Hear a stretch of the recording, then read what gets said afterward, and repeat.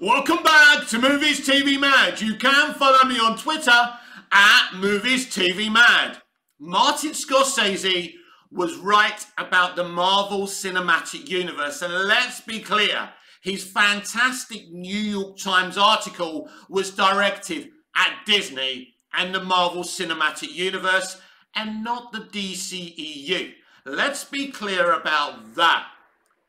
Thor: Love and Thunder is the rubber stamp of not just the creative bankruptcy at Marvel Studios and Disney, but in the entertainment industry as a whole. It's not just about Hollywood. The same things are happening in the UK. Talented artists have been forced out of the entertainment industry, the English-speaking entertainment industry, and have been swapped for political ideologues, political extremists who have no care about how you're entertained, making great movies. They don't even like you. These people hate their own customers. For many years now, the Marvel Cinematic Universe has been riding the crest of that wave, mediocre fare being hailed as great movies. By who? The pundits, the reviewers, the critics, the people who are supposed to accurately tell you what you should be seeing and what you shouldn't be seeing. Not telling you, but advising you with honesty. But there's no honesty in critical entertainment media. They are in line with these huge conglomerates, and that's the problem. I had a little set to with, is it Christian Harloff? I laughed at one of his posts because he was asking, is Thor: Love and Thunder a great movie or not? And I laughed because I thought it was funny, because it's pretty obvious Thor: Love and Thunder is as bad as it gets, and he knows it. I wasn't really getting at him for that post. I was getting at him for all those years he was shilling the MCU at Collider. And all those years he was doing down Zack Snyder. That's what I was really getting at. And I let him get the last word on me because I couldn't be bothered to get into it. But the truth is, people like Harloff are the worst. Because all his group and all his gang and people like that, Grace Randolph, have been hailing the MCU and doing down the DCEU, doing down the Snyderverse. Whether you like Snyder's work or not, at least he stuck with his principles. I love his DC movies. I hope he makes more. But it's interesting, after all said and done and all the hate that Snyder's got, and where we are now. I predicted it. I predicted the death of the MCU. At least with phase 1 of the MCU, they were trying to make films the old-fashioned way, with great writers, directors, actors. Jon Favreau. And directors like that. Scott Derrickson. Where are these people? The Russos. The Russos made some great Marvel Cinematic Universe movies. Where are they, Kevin? Let me tell you where they are. Anyone who voices disapproval at the machine and at the mouse is wielded out. Oh yeah, Feige will always say nice things about them, but we know the truth. As the quality is driven out, the quality is driven down in the movies. And Thor: Love and Thunder is a great example of this. It's a wasted film. Christian Bale is wasted. Russell Crowe is wasted. Natalie Portman is wasted. Everyone is wasted in this movie. I'm not going to throw out spoilers, but we all know what happens to Jane Foster in this film. That should have been a storyline that breathed all over this film. You didn't need any gags in this film. You could have had a compelling, emotional movie. I'm thinking about the people who have lost people with cancer, right? Without going into it too deeply with spoilers, or people suffering with cancer or other diseases that are killing them. And they're watching that subject being made a fucking joke. How do you feel about that? Because we always see Hollywood creators being offended and lecturing their audience. As I say, they hate their own fucking customers.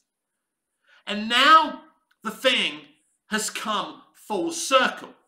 We have reports, you know, and I've read tweets from VFX artists who have worked with the MCU, with Marvel Studios, saying they're terrible people to work for.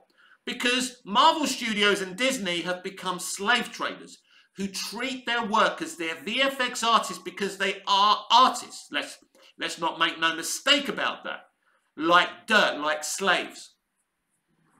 And I have friends who are VFX artists. I spent 6 months in Hollywood studying that art form with some great people. I write, produce and direct and star in my own plays here in Cyprus. The people who make me look good, and as you can see, that's a hard job. You've got to respect those people. They're part of your family. They're part of your team. No. Average overrated director Taika Waititi decided to do a little bit of comedy and make fun of the VFX. What are you trying to say? Are you trying to poke fun at the criticism before it comes at you? Just because you do that, it doesn't move you to higher ground. Are you mocking the audience because they're mocking the VFX? And we're not mocking those great artists. We know the horrible conditions those people are being forced to work in. It's like working in a fucking sweatshop. This is $1 trillion fucking conglomerate. A conglomerate making the biggest, most successful franchise of all time. But why was the Marvel Cinematic Universe hailed so high? And every movie being called a classic, when it wasn't. Because the MCU has always produced mediocre fare, I'll tell you. Because no one had ever put a television series on the cinematic screen. A universe that has different characters mixing with different characters, your favourite Marvel characters interacting with each other. Let's not forget, Phase 1 wasn't exactly the darling of Marvel fans, even though I think it's the best phase because they were making films the old-fashioned way. The first time this franchise hit the heights was the first Avengers movie, and that is not, for me, the best Marvel Cinematic Universe movie. But people saw their characters interacting together. They saw the Avengers together. It worked. And like him or not, Joss Whedon did a great job. Joss Whedon is also no longer there. So all the talented people who were working on these films have gone. And don't forget, at the beginning, Kevin Feige wasn't Marvel Studios president. Now, he had a big say in what was going on. He had a creative force of will, and he did a lot of good things. But ultimately now, we're seeing that maybe Kevin Feige isn't the genius that the pundits and the media hailed him as. So why were they so successful? Well, there was no competition for the first 3 phases. But something also happened. Because the Marvel Cinematic Universe has become a conveyor belt. The next one, the next one. Come on, let's get the next one done. Come on! The next one, the next one, the next one. You watched one, you forget it, it's the next one. Phase 4 has been made in a lackluster way. The movies look amateur. Just like the Obi-Wan Kenobi series looks amateur. There's a connection here. Taika Waititi is an overrated creative. Even I could have directed a film and been hailed as a great director when I've got great interactions between Thor and Hulk. For fuck's sake, Hulk is fucking speaking. I've been wanting that in live action since I was a kid, and I saw a Hulk animated series. I can't remember which one. It was probably from the 70s or 80s where he used to talk. Hulk, mad! Used to love that. That's the reason Thor Ragnarok was hailed as a great movie. Thor Ragnarok isn't a great movie, but it's at least a solid, entertaining movie. So you all hailed this director as one of the best, and he's not. First of all, he's a mediocre director, he takes the piss out of his audience, and he's a failed actor. Failure. And the only reason he's there is because he's got Hollywood DNA.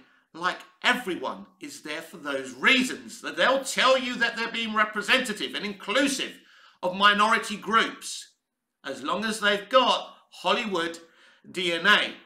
As I said, they have driven out all the talented people and brought in politicians. It's not just at Marvel Studios, it's not just at Disney, It's all over the shop now, and we're seeing it. Why did these great people leave the MCU? Robert Downey Jr., the Russos, you know, Derrickson. He did a great job with the first Doctor Strange, because all these people dared to speak out against the mouse and the machine, and they could smell they were going woke. And now they're going to go broke. But it's not just the wokeness that's the problem. It's not just that they're being exposed with this film, Thor Love and Thunder, and Doctor Strange in the Multiverse of Madness, and their multitude of D+ shows that are average, to say the least. This year has been exposing, because this is what happens when you become so big, you become arrogant. A bigger kid comes onto the block. There's two bigger kids that have come onto the block this year, and that's Tom Cruise's starred and produced Top Gun Maverick, the sequel to one of the greatest films in pop culture history, and a little independent film called Everywhere, Everything, All at Once, a groundbreaking film that uses the multiverse in a kind of gritty, real way. And it worked, because these two films tried. Who could forget Tom Cruise and that audio of him screaming at his crew for breaking COVID-19 protocols? That wasn't just done for effect. That's who Tom Cruise is. He's passionate. He drives his cast. He drives his crew. Now, when he auditioned these people and he cast them, he goes, you're actually going to be flying these jets. If you're scared and you don't want to do it, please don't say you've done this before enough for doing this. Please don't do this for your own sakes, my sakes, and the sakes of the production. And everyone was up for doing it. That's Tom Cruise. He is passionate about putting things in the camera. Very little CGI in his movies. The man has become the ultimate actor studio, if you like. And his partnership with Paramount is breathing fruition after fruition. And this is not a new thing with Tom, by the way. He's been doing this with every single MI film, Mission Impossible film. That's why those films are so fucking good. They're robust, action-packed and emotional. Tom Cruise means quality, and I'm still laughing that people were saying he was going to cameo as his version of Iron Man in Multiverse of Madness. Tom Cruise wouldn't touch the fucking MCU if you paid him. Obviously, they would have to pay him. But Tom Cruise has a different mentality. So the times are a-changing, where people are hungry for quality because they're not getting it. So Top Gun Maverick is a very interesting film. Of course, it is the sequel to one of the greatest films in pop culture history, but it's actually a good film. It's better than the first film, and I hate to say that. I feel like I'm betraying something by saying that, but it's true. It's very rare for a modern movie or a modern sequel these days, anything made these days, to be better than the stuff we grew up with. But this is Tom Cruise, and he pushes that, and he wants that. So long may that continue. Meanwhile, over at the MCU, it's about politics and virtue signaling, fake false representation and ideology. But that's not even my problem with what they're doing. Because once you're making films that look so bad and are so bad, where do you go from here? And I hope that David Zaslav and Warner Brothers Discovery have seen this as a warning. It's done. The era of Kevin Feige in the MCU putting out overrated fare that people are celebrating just because it has character interactions from different, elements of Marvel Comics and Easter eggs. That's all they do, by the way. That's all they do. And just imagine how they're going to fuck up X-Men. I don't like Bryan Singer as a person. He's accused of doing despicable things. This is a guy who didn't really know the comics. He did 2 brilliant X-Men movies, 2 of the best comic book movies ever made. Because that matters. That matters, that you do something that works, that you want to show the audience something special. Taika Waititi said that director's cuts are bad. Well, I tell you what, every studio is fucking applauding you. You are a company man. No director worth their salt says, my definitive vision would be bad. That proves to you what Taika Waititi is. And he's no director I want to support. Now, I already knew this about this guy from the moment he was making fun of Todd Phillips on Twitter, because Todd happened to say you can't joke about anything anymore. Jokes have become woke, or whatever he said. And Taika Waititi posted, oh, you funny, he funny. Piss off. Piss off. They're the kind of people in Hollywood today. Political extremists, not artists. And this is what's happened to the Marvel Cinematic Universe. What's happened to it is arrogance and complacency. Disney, Marvel Studios and Kevin Feige thought, we are so big and so popular, we can get away with anything. We can have a middling, woke phase and then go back and amp it up in phase 5. Now they're going to have to go back and amp it up in phase 5. Of course, they can turn this around at any given moment. But the kind and compassionate industry they claim to be is now accused of treating its VFX staff like absolute shit. Where is Kevin Feige to answer these questions? Where is Disney? Where is Bob Chapek? Why aren't they virtue signalling anymore? Where's James Gunn to hail his friends at Marvel Studios? They're all very good at coming out at the right times. So as I've already said, what's his name? Martin, that's it. Martin Scorsese was absolutely right about the Marvel Cinematic Universe. Everything he said was right, and people came at him because it's a popular trend and people didn't like it. You're old, dude. Marvel fans say, you're old, dude. You know nothing. How dare you? Because the man was spot on. Why did he go after Marvel? Because their movies are pushing out the independent movies, the type of movies he wants to make. Because this generation just wants to watch superhero films now. And that's a problem. It's Hollywood who have done this to the audience, who have put them on a drip of absolutely nothing, a drip of cameos and Easter eggs. That's not entertainment. That's not what cinema should be. And now it's gone full circle. Thor: Love and Thunder is an example of the creative bankruptcy we see today in streaming and entertainment. I will say network television still does try to do great dramas, and I'm very much looking forward to the Quantum Leap sequel series they're making. I'm a big fan of the series. But there's too much creative bankruptcy in Hollywood. And this is an industry that's stubborn, that wants to stick by its guns until it bankrupts itself. And it will bankrupt itself if it continues along these lines. Because if the Marvel Cinematic Universe is now being exposed, now a few pundits are coming out against it. These are the corrupt people who have been laying out the breadcrumbs for you, telling you that the Marvel Cinematic Universe is the best thing ever when it's not. Take it from me. You can't trust any of these elite movie YouTubers or pundits or critics. They're all too busy talking politically. They see racism everywhere and bigotry everywhere, places that it's not at. They want to talk about that stuff. Do they ever talk about feeding famine-ridden Middle Eastern countries or, third world countries? Do they care about that? We used to care about that 20, 30 years ago. Jesus Christ. Singer, an absolute legend, Sir Bob Geldof, fed the third world. That's what celebrities used to do, but not anymore. Now they're on Twitter, virtue signaling about identity politics. And what's the result of swapping talented people in entertainment for political extremists? Let's say that again. Thor: Love and Thunder.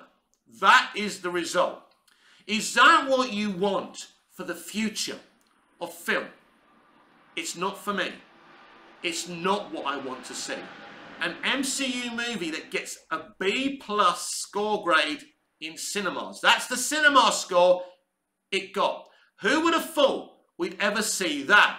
Now, personally, I don't think most MCU films, are the films that everyone claims them to be. And everyone claims this to be the greatest comic book cinematic universe of all time, but they don't make the best films.